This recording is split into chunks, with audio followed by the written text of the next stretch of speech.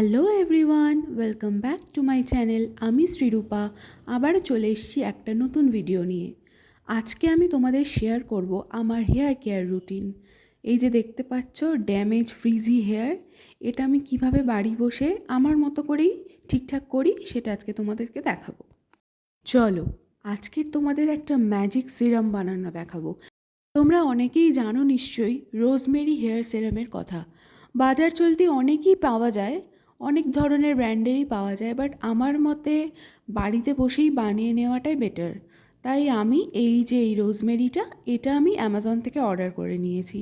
খুব বেশি দাম নয়, কিন্তু তোমরাও দেখতে পারো।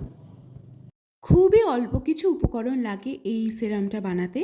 প্রথমেই যেটা লাগবে সেটা হচ্ছে রোজমেরি পাতা, কালো জিরে আর মেথি।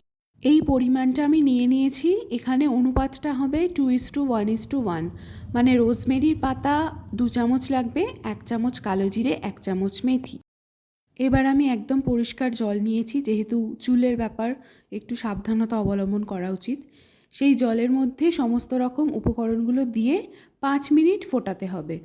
তোমরা জানো নিশ্চয়ই যে রোজমেরির পাতা, তারপরে কালো জিরে, মেথি, এইগুলো চুলের জন্য কতটা উপকারী। তুমি ধরো চুলে তেল লাগাচ্ছ, যে তেলই লাগাও সেই তেলে যদি তুমি কালো জিরে আর মেথি ফেলে দাও, সেটা চুলের জন্য অত্যন্ত উপকারী।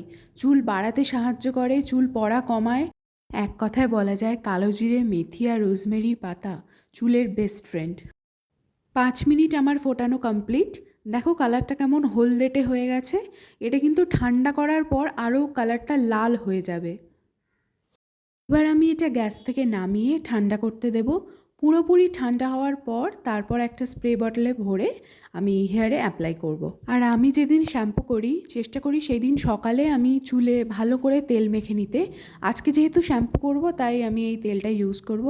আমি মামা আর্থের এই অনিয়ন হেয়ার অয়েলটা ইউজ করি, আমার বেশ স্যুট করে যায় মাথায় ভালো।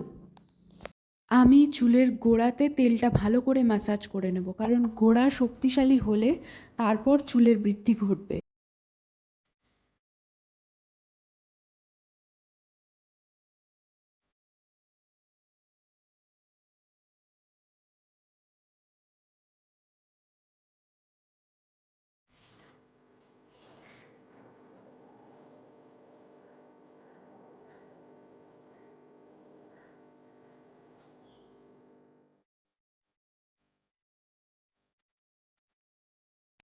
তেলটা আমার মাথায় লাগানো হয়ে গেছে।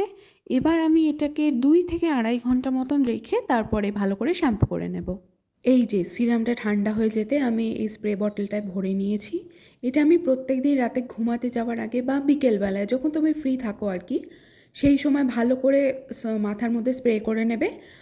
চুলের গোড়ায় বেশি করে দেবে, কারণ ওটাই বেশি দরকারি। ভিডিওটা তাহলে আমি আজকে এখানেই শেষ করছি। ভালো লাগলে চ্যানেলটাকে সাবস্ক্রাইব করে পাশে থেকো। ভালো থেকো, সুস্থ থেকো এবং সব সময় পজিটিভ থেকো। বাই।